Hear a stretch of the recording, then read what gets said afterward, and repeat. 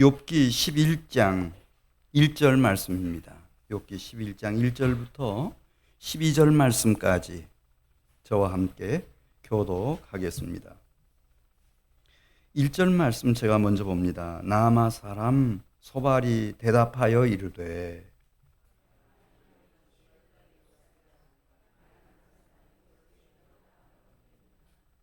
내 자랑하는 말이 어떻게 사람으로 잠잠하게 하겠으며 내가 비웃으면 어찌 너를 부끄럽게 할 사람이 없겠느냐.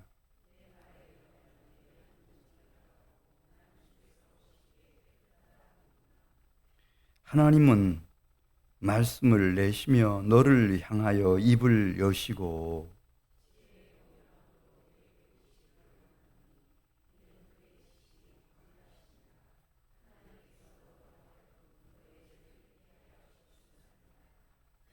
내가 하나님의 오묘함을 어찌 능히 측량하며 전능자를 어찌 능히 완전히 알겠느냐.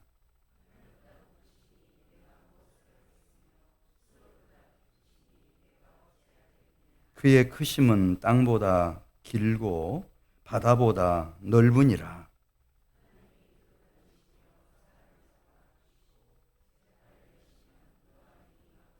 하나님은 허망한 사람을 아시나니 악한 일은 상관하지 아니하시는 듯하나 다 보시느니라.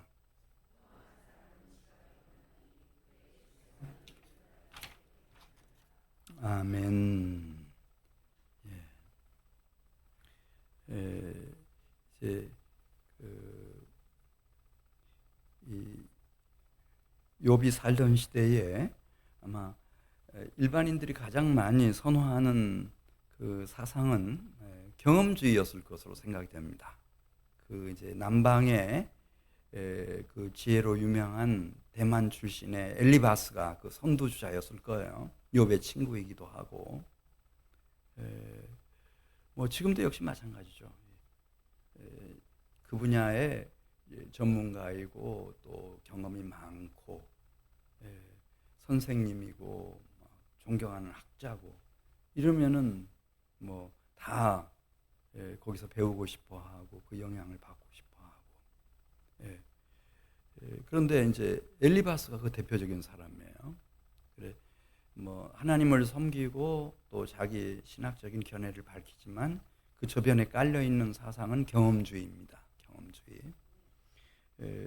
그리고 이제 이 사람은 저 남방에서 온 에돔 대만 출신 현자이고, 그리고 이제 저 북방에서 온 유프라테스 강 메소포타미아 문명 여러분 아시죠? 고대에 뭐 대단했습니다. 그 문명의 발상지로 여겨지는 그 북방에서부터 이제 찾아온 현자 이 욥의 친구 빌닷. 빌닷은 좀 달라요. 이 전통주의자예요. 그러니까 뭐 단지 뭐 나보다 한 10년, 20년 일찍 태어나가지고 그 분야에 경험이 많은 사람의 가르침이다. 그런 정도가 아니고 이 전통주의라고 하는 것은 무슨 50년 전, 100년 전, 수백 년 전부터 어떻게 해서 이 문명을, 메소포타미아 문명을 꽃피울 수 있었는지, 이런 언어들을 다 만들 수 있었는지 막 그런 걸 다 가지고 있으니까. 그러니까 이 하나님을 접근하는데도 이제 이 전통주의적인 그 기반 위에서 빌닷은 그 하나님에 대한 이론을 전개해 나갑니다. 뭐 얼마나 논리적이고 세련되어 있는지. 근데 욥은 다릅니다. 욥은 크게 다릅니다. 욥은 그 특징이 이 정직한 겁니다. 마음이 정직한 거예요. 그래서 욥기 7장 11절 있는 말씀 보면은 욥의 영혼이 너무 아프고 또 욥의 마음이 너무 괴로울 때 불평처럼 들릴지 모르지만 그냥 직접 하나님을 향해서 정직하게 그냥 진솔하고 소박하게 자기의 그 힘든 영혼의 아픔과 마음의 괴로움을 다 털어놓습니다. 우리 욥기 10장 3절 가서 보겠습니다. 욥기 10장 3절. 거기 이제 그 대표적인 그 표현들이 막 나오잖아요. 어떻게 감히 한 사람이 돼가지고 막 하나님 앞에 이렇게 할 수가 있냐, 이렇게 이제 당황스럽게 생각할 수도 있겠지만, 욥은 이제 달라요. 욥은 엘리바스하고 다르고 빌닷하고 다르고 다른 친구들하고 다 다르고, 욥의 마음은 정직해요. 정직해서 3절 같이 읽습니다. 주께서 주의 손으로 지으신 것을 학대하시며 멸시하시고 악인의 꾀에 빛을 비추시기를 선히 여기시나이까. 저는 다른 건 모르지만 욥은 그걸 알아요. 나를 누가 지으셨는지, 누가 이 세상에 태어나게 하셨는지 하나님이시죠. 그런데 하나님이 파멸의 환란을 보냈다. 오늘 낮에 말씀드렸어요. 파멸의 환란. 이게 뭐 6가지인지 7가지인지 모르겠어요. 그런 환란을 보내가지고 지금 욥 자신을 학대하는 거예요. 적어도 욥이 생각할 때는 학대하는 거죠. 자기를 멸시하는 거예요. 그렇게 멸시할 수가 없어요. 게다가 이 친구들을 보내가지고 막 그 친구들이 그렇지 않아도 막 모든 소유 다 잃어버렸죠. 자식들 다 죽었죠. 뭐 가족들로부터, 형제들로부터, 아내로부터 다 버림받았죠. 근데 이 친구들을 보내가지고 이 여호와의 종으로서 마지막 남은 자존심이에요. 자기의 마음과 자기 영을 얼마나 학대하고 막 만신창이를 만들어 놓는지 너무 힘든 거예요. 그러니까 욥은 그 가감 없이 하나님한테 말씀드리는 거예요. 뭐라고 말씀드렸나? 너무 당돌하죠? 욥기 10장 3절 말씀. 주께서 주의 손으로 지으신 것을, 그렇잖아요? 욥 자신부터 시작해서 그 가정이며, 그 다음에 자녀들이며, 그 다음에 이 가정 전체를 원래 하나님이 다 하나님의 손길로 이루어 놓은 그런 복된 가정이지 않았습니까? 근데 주께서 주의 손으로 지으신 것을 학대하시며 멸시하시고, 그리고 다 알아요, 욥이. 주변의 친구들도 다 알죠. 이웃에 살고 있는 사람들도 다 알아요. 그 성읍 사람들 어떤 방식으로 살아가는지 그걸 욥이 모르겠어요. 다 알죠. 뭐 하나님을 안 섬기는 사람들도 부지기수예요. 근데 그들은 아무 문제가 없어요. 그냥 평안하고 가족들은 건강하고 사업은 다 잘 되고 아무 문제가 없는 거예요. 그래서 하나님 앞에 말씀드리는 거예요. 악인의 꾀에 빛을 비추시기를 선히 여기시나이까. 왜 이 악인들에게는 은총을 베푸시는 겁니까, 하나님? 그러니까 이 욥의 마음은 정직한 마음이에요. 정직하게.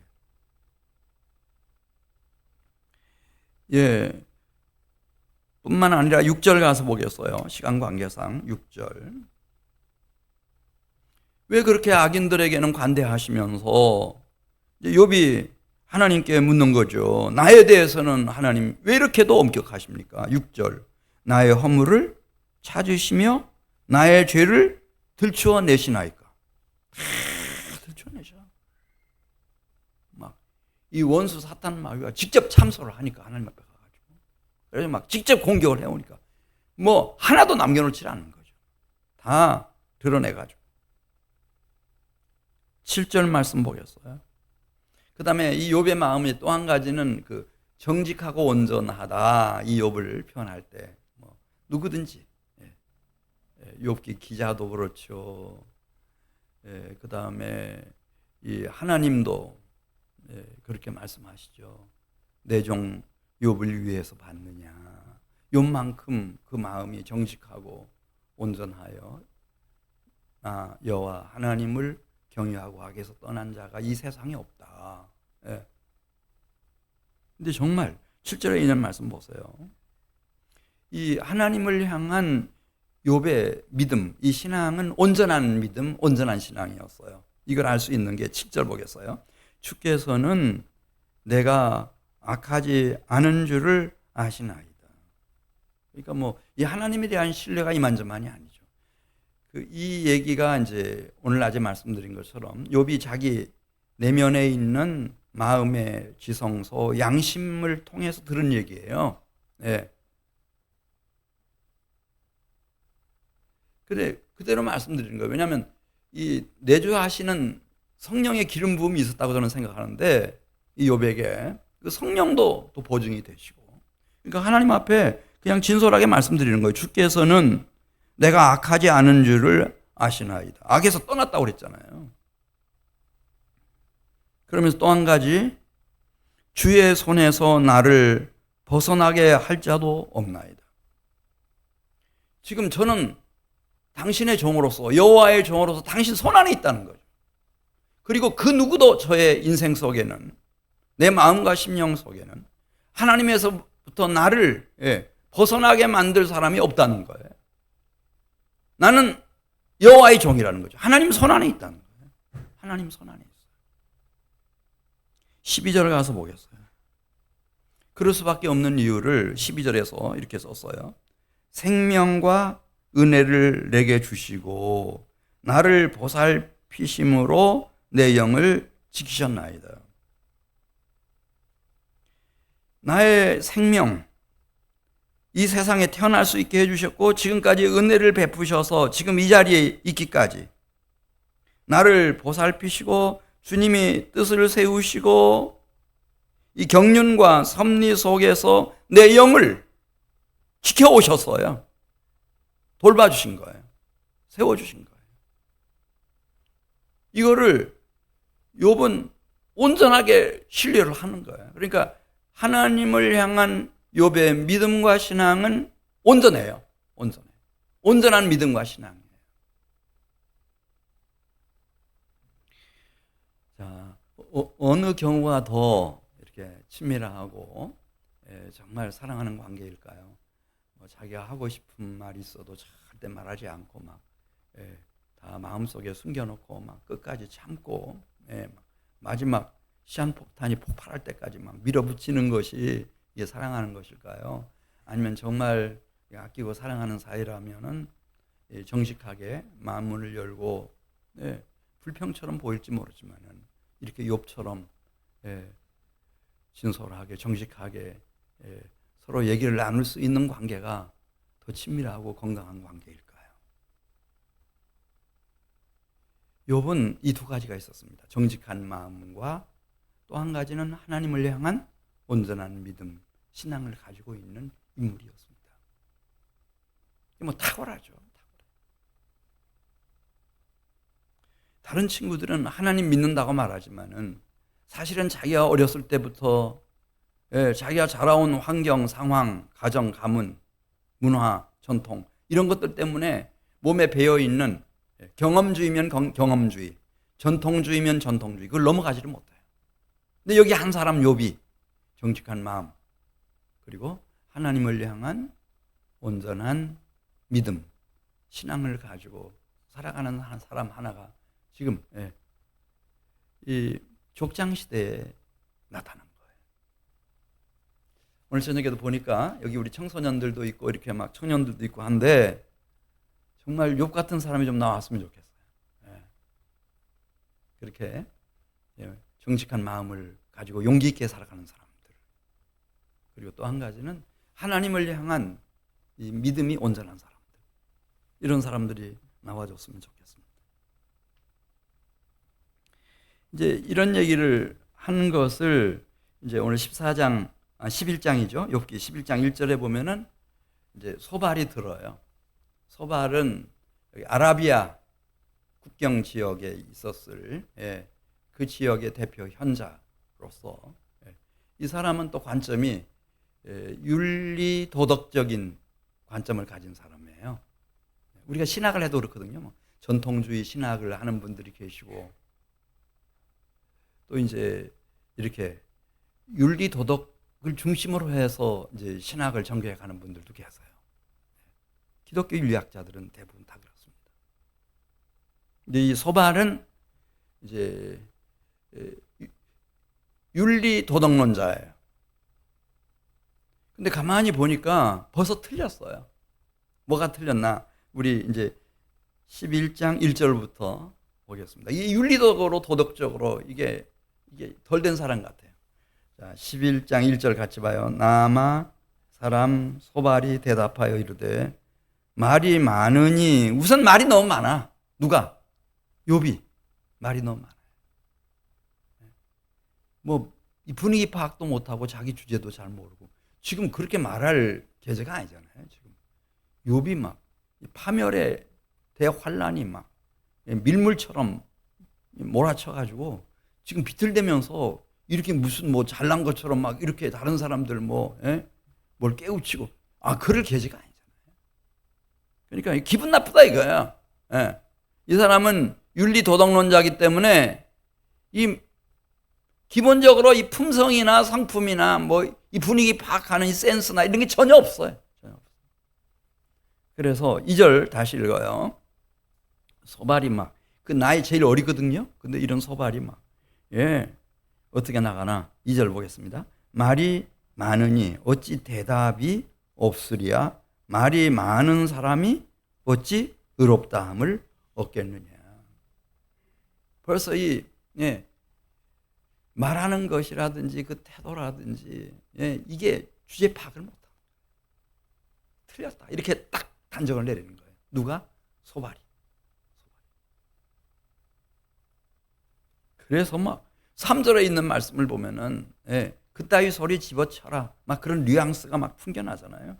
내 자랑하는 말이 자기 자랑하고 있다는 거예요. 지금 정신없이.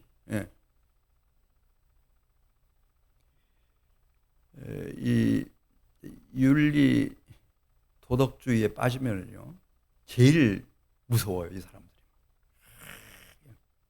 뭐 조금만 실수해도요 그냥 넘어가는 법이 없어. 꼭 그걸 찾아내가지고 막 혼을 내고 막 창피를 주고 이렇게 하죠. 소발이 그래. 자, 우리 3절 같이 읽습니다. 내 자랑하는 말이 어떻게 사람으로 잠잠하게 하겠으며 내가 비웃으면 어찌 너를 부끄럽게 할 사람이 없겠느냐. 더더구나 그것도 하나님을 조롱하듯이 하나님을 비웃듯이 그렇게 말할 수 있냐. 어떻게 너 하나님이 너라고는 했는지 안 했는지 뭐 이 사람들은 다 그냥 너라고 하니까 모르지만은 어떻게 하나님이 막 그렇게 불의하시고 불공정하신 것처럼 막 그따위로 얘기를 할 수가 있냐. 화가 나가지고 좀 소발이 덤벼드는 거예요. 4절 계속해서 보겠습니다. 내 말에 의하면 욥 내 돈은 정결하고 나는 주께서 보시기에 깨끗하다 하는구나. 하나님은 말씀을 내시며 너를 향하여 입을 여시고 지혜의 오묘함으로 내게 보이시기를 원하노니 이는 그의 지식이 광대하심이라.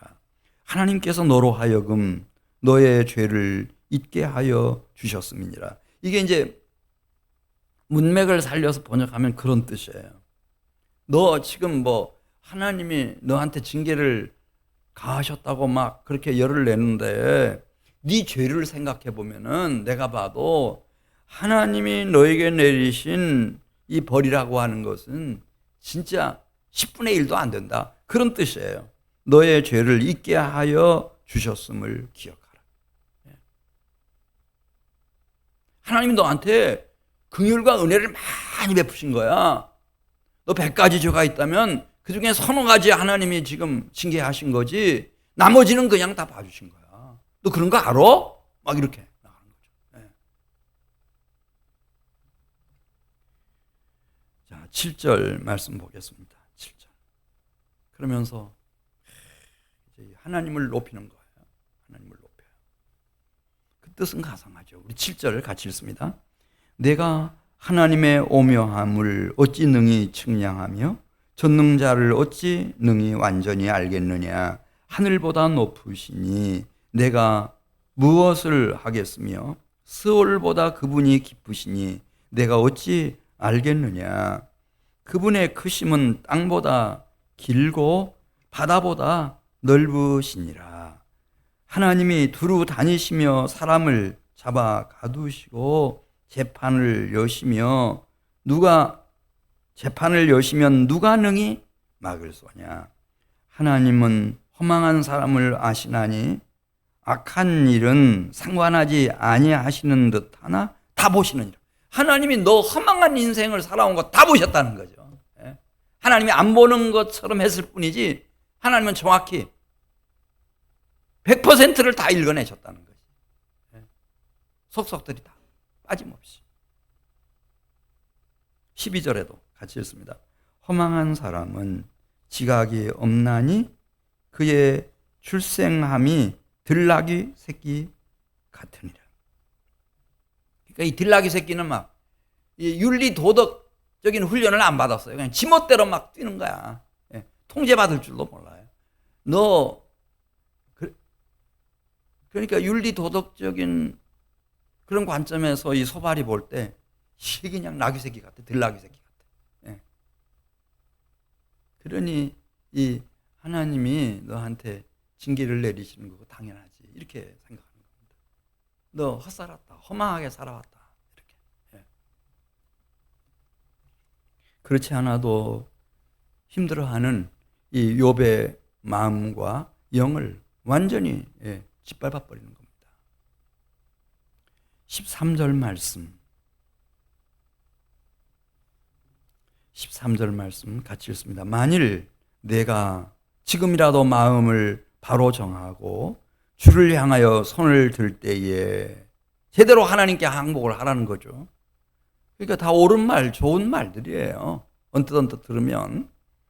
14절 내 손에 죄악이 있거든 멀리 버리라. 불의가 내 장막에 있지 못하게 하라. 그리하면 내가 반드시 흠없는 얼굴을 들게 되고 굳게 서서 두려움이 없으리니 곧 내 환난을 잊을 것이라. 내가 기억할지라도 물이 흘러감 같을 것이며. 이 기억도 안 날 거라는 거죠. 지금 당하는 이런 환난들이. 17절 내 생명의 날이 대낮보다 밝으리니 어두움이 있다 할지라도 아침같이 될 것이라. 새로운 소망과 축복의 아침이 밝아올 테니까 이제부터라도 제대로 하나님께로 회개하고 돌아오라는 거예요. 18절 읽겠습니다. 내가 희망이 있으므로 안전할 것이며 두루 살펴보고 평안히 쉬리라. 내가 누워도 두렵게 할 자가 없겠고 많은 사람이 내게 은혜를 오히려 구하리라. 마지막 20절입니다. 그러나 너 계속 고집을 부리고 너 돌이키지 않고 이대로 그대로 악한 자의 길을 걸어가면 20절 마지막에 내 마지막 끝이 뭔지를 분명히 기억하라는 거예요. 그것은 죽음이다. 멸망의 죽음이라는 거죠. 우리 20절 같이 읽습니다. 그러나 악한 자들은 눈이 어두워서 도망할 곳을 찾지 못하리니 그들의 희망은 숨을 거두는 것이니라. 무서운 저주인 거예요. 너 이대로 가면은 두고 봐라. 반드시 멸망의 심판을 받을 거다. 빨리 피하라는 거죠. 하나님의 진노에서부터 빨리 피하라.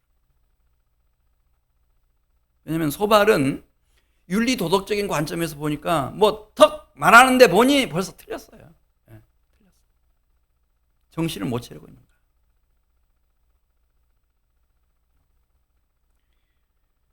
근데 12장 가서 보겠어요. 이 소발의 이 책망에 대해서 욥이 뭐라고 말하는지. 욥은 말씀드린 것처럼 이 두 가지 특성을 갖고 있어요. 하나는 이 정직한 마음과 하나님을 향한 온전한 믿음, 온전한 신앙을 가지고 있는 사람이에요. 그러니까 뭐 우리가 살아가면서 경험주의적인 관점도 때로 필요할 수도 있고, 그럼 전통주의적인 입장, 특별히 신학하는 사람들은 전통적인 신학 교리가 뭐냐? 이거 굉장히 중요하잖아요. 그렇지 않으면 막 또 이단 시비에 걸려들 수 있으니까. 그 다음에 우리가 어차피 이 사회 안에 있어야 되기 때문에 윤리 도덕적인 것도 무시할 수가 없죠. 이걸 잘 우리가 지혜롭게 지키고 그렇게 하면서 이제 영향력을 이 세상에 누룩처럼 끼쳐야 되니까. 다 중요한데 그 중에서 욥은 이 하나님을 향한 믿음이 온전한 사람이었어요. 그러니까 어떻게 다른지. 그러니까 전통주의적 관점의 신학 사상, 또 윤리 도덕적인 관점, 그 다음에 경험주의적 관점, 그런 여러 가지 것들과 이렇게 온전한 하나님 신앙을 가진 이 욥의 그 믿음과 신앙이 어떻게 다른지 한번 좀 유의해서 보시기를 바라요. 12장에 나옵니다. 12장에 보면 잘못하면은 이제 계속해서 이제 교리만 공부하다가 제가 조직 신학 하다가 그만뒀는데 이렇게 하면 조직 신앙 교리만 공부하다가 이제 돌아가시겠구나 그렇게 생각이 들었어요. 근데 이 성경은 어떤 교리도 하나만을 용납하지는 않아요. 이 성경은 참 감사한 게 이 침례교도들은 이제 이 성경의 토대 위에 이제 이 교회를 세워가기 위해서 막 몸부림치는 사람들이거든요. 그러니까 저희 교회니까 뭐 사도신경도 하고 그러지 다른 침례교회들은 대부분이 사도신경을 안 씁니다. 그것조차도 우리의 그 신앙 행태를 이렇게 정형화시키고 잡아가둘 수 있다고 그렇게 생각해서 오직 성경만 성령의 감동으로 기록된 성경. 이 종교 개혁자들이 원래 성경으로 돌아가자 이거잖아요. 자, 12장 1절 가서 보겠습니다. 이제 이 소발의 책망에 대해서 사실은 저주예요. 그 마지막 20절 보면은 너 이대로 악인의 길 고집하면 너 죽는다. 멸망의 심판밖에는 너를 기다리는 게 없다. 이 저주지요. 무서운 저주죠. 그런 소발에 대해서 이 욥이 뭐라고 답변하는지 한번 같이 1절 말씀 읽습니다. 시작. 욥이 대답하여 이르되 너희만 참으로 백성이로구나. 너희가 죽으면 지혜도 죽겠구나. 그러면서 시간 관계상 우리는 13절로 갑니다. 13절.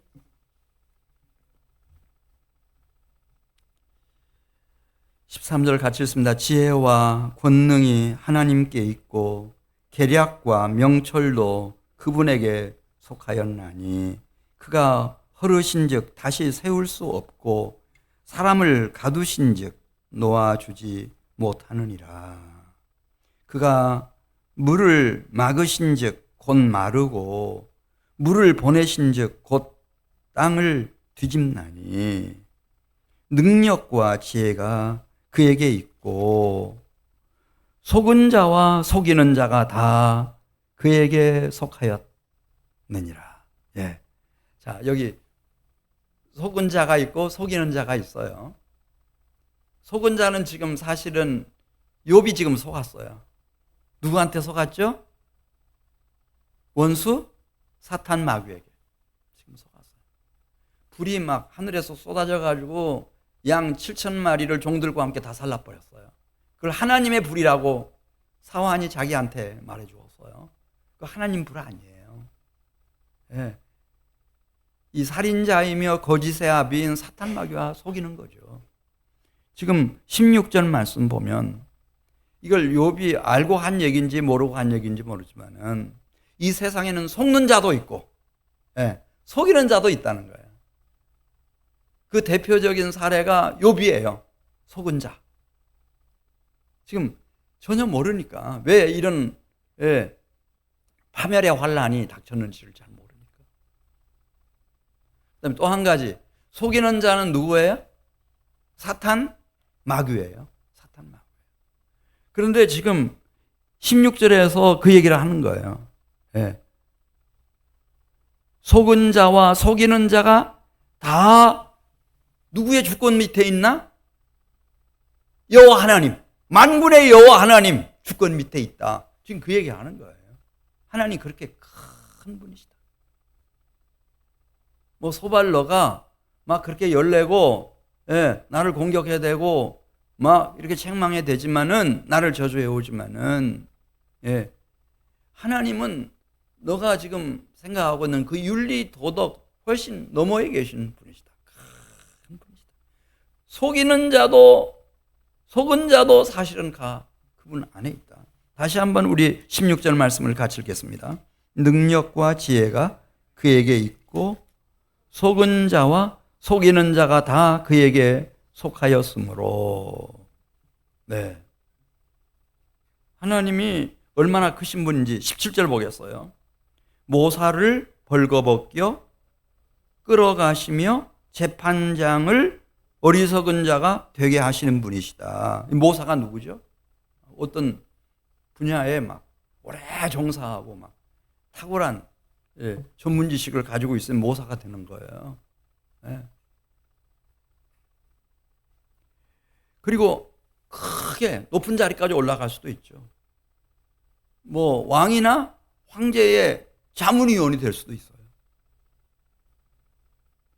이 모사들이에요, 모사들. 근데 모사를 벌거벗겨 끌어가시며 재판장, 법정에서 뭐 최고 재판장은 물론 왕이지만은 재판장을 어리석은 자가 되게 하실 수 있는 권세를 가지신 분이시다. 누가? 하나님.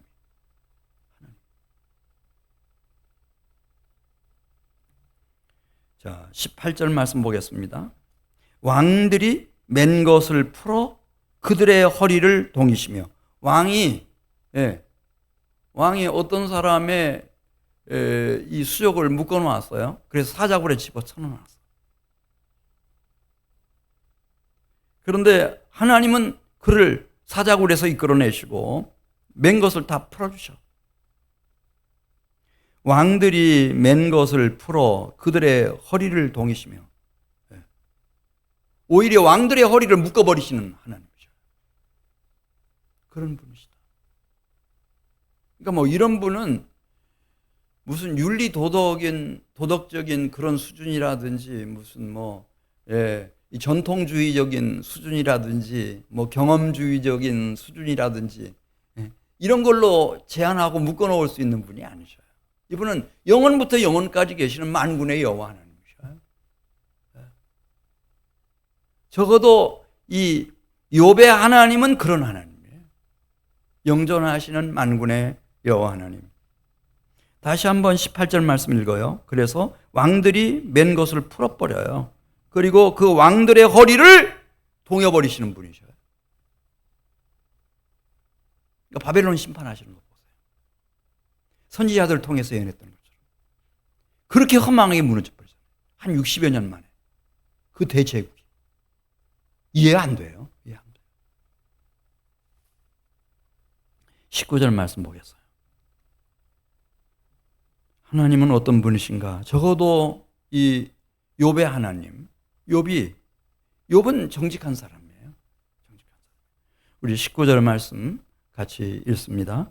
제사장들을 벌거벗겨 끌어가시고 권력이 있는 자를 넘어뜨리시며. 20절입니다. 한때 자신만만한 사람들이죠. 충신이라고 권력 최측근에 있던 사람들, 그 사람들의 말을 물리치시며 늙은 자들의 판단을 빼앗으시며. 신기해요. 원로라고 해서 그렇게 경륜이 탁월하고 지혜가 보석처럼 빛나고 이랬던 사람들이 어느 순간에 제가 찾아갔어요. 저를 몰라요. 왜 저만 모르는가 했더니 다른 친구들 다 똑같이 얘기하는 거예요. 자기들도 모른다는 거예요. 늙은 자들의 판단을 빼앗으시며. 자, 21절 같이 읽습니다. 귀인들에게 멸시를 쏟으시며 강한 자의 띠를 푸시며. 귀인들에게 멸시를 쏟아 부으시고 강한 자의 띠를 다 풀어버리시는 분이에요. 그 바지가 내려가는데 무슨 일을 하겠어요? 바지 붙잡고 있어야지. 아무것도 못하지.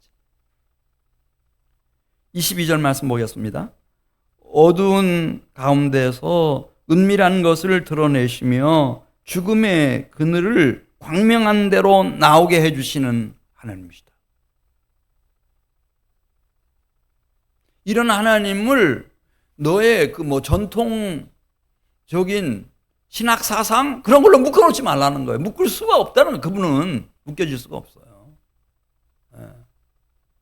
윤리, 도덕 어쩌고 저쩌고 그거 가지고 하나님한테 대들지 말라는 거죠. 23절 말씀 보겠어요. 이분은 우주 끝까지 다스리시고 인류의 역사를 통치하시는 분이셔서 23절 같이 읽습니다.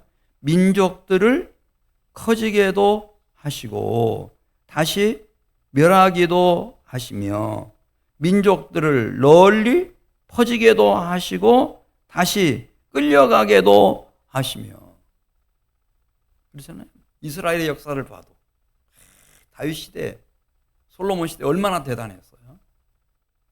근데 솔로몬 죽자마자 분열 왕국이 나타나고 그다음에 아수르에게 멸망당하고 바벨론에게 다 끌려가 버리고, 기가 막히잖아요. 어떻게 한반도에서 똑같이 살아왔어요? 당군 이래로. 근데 남북이 이렇게 차이가 나는 거예요. 북한 사람들이 못 살고 싶겠어요? 전혀 그렇지 않아요. 자기들도 잘 살고 싶죠. 세계 무대에서 인정받는 그런 나라, 국가가 되고 싶죠. 근데 그게 안 되는 걸 어떻게 하는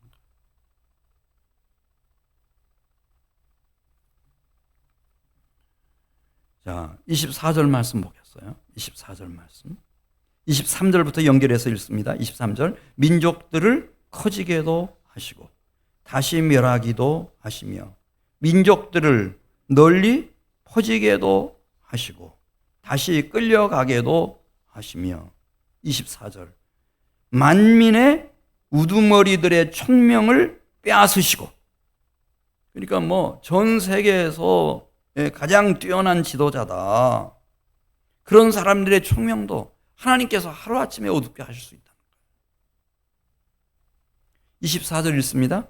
만민의 우두머리들의 총명을 빼앗으시고 그들을 길 없는 거친들에서 방황하게 하시며 빛이 없이 캄캄한 데를 더듬게 하시며 취한 사람같이 비틀거리게 하시는 인간의 생사화복, 한 국가의 흥망성쇠, 인류의 역사, 우주 끝까지를 통치하시는, 주관하시는 이 하나님.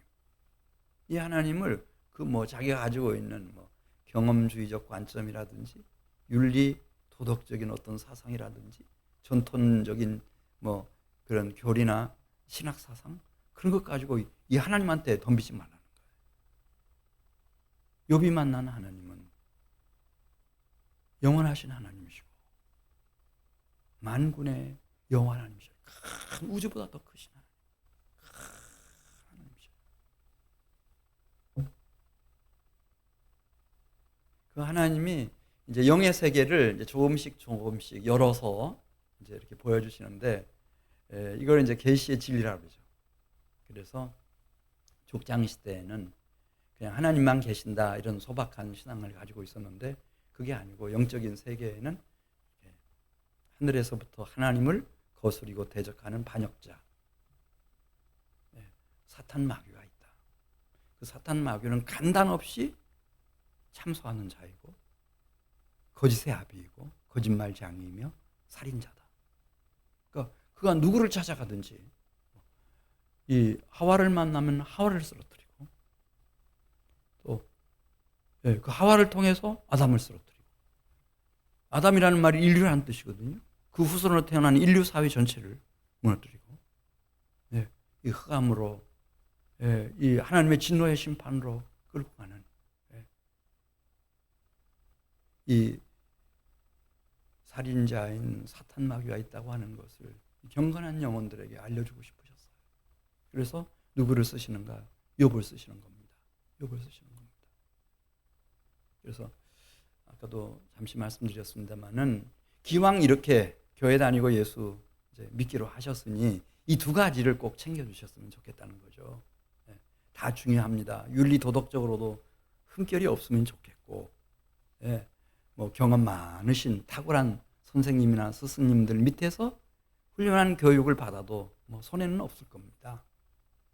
또 이 전통적인 교리나 신학 사상에 막 깊이 빠져들어가는 것도 다 좋고, 그렇지만은 정말 살아계신 영존하시는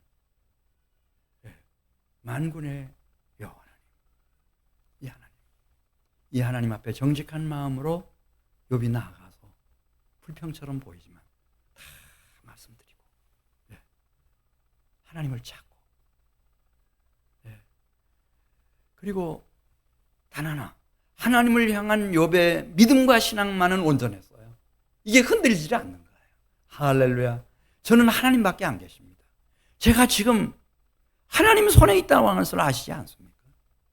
그 누구도 저를 하나님 손에서 데려갈 자가 없습니다. 뺏어갈 자가 없습니다. 왜? 저에게는 하나님밖에 없습니다.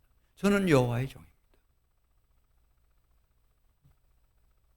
이 욥을 통해서 하나님이 얼마나 놀라운 일들을 전개해 나가시겠어요. 우리는 그걸 보게 될 겁니다. 우리 같이 기도드리겠습니다. 김원 형제님 11조 헌금 하나님 앞에 드리고 기릉영 원사님 주일 헌금 드렸습니다. 또 새터민 식대 헌금, 오늘 제가 재정부에서 보고 받았는데 새터민 식대 헌금 이렇게 동참해 주셔서 너무 감사하고, 지금 지난 한 달 동안 80만 원 모아져서 저희가 이제 그 김영철 목사님에게 보내드릴 것이고, 이게 이제